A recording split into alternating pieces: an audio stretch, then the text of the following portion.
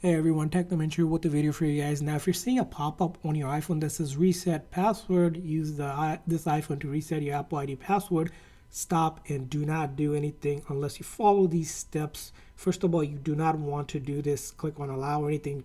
Just don't do anything. Try to lock your phone with the lock screen just like that and open it up. Usually this happens when you're browsing. So try to go ahead and swipe up and close out your a Safari app or any app that gives you that pop-up. Now, once you do that, the next thing to do is go into your settings and then go to apps here.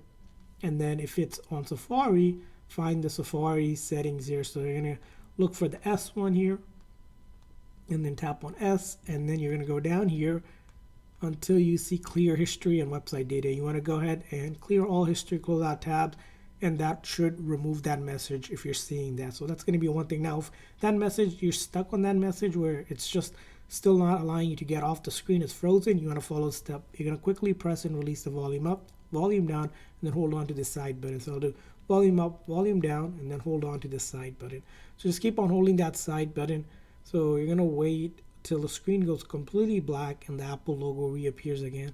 So if it doesn't work the very first time, keep on trying. You're going to quickly press and release the volume up, volume down, and then hold on to that side button until the screen goes completely black and the Apple logo appears. So that message you're seeing is most likely a scam or some kind of bug going around, which you do not want to change your password, as your password could be compromised in your Apple account as well. So it's very important you do not change it. Now, if you get back to your phone normally, and to ensure extra layer of security, you go into your settings, tap on your Apple ID account, and then you can change it yourself by going into sign in and security.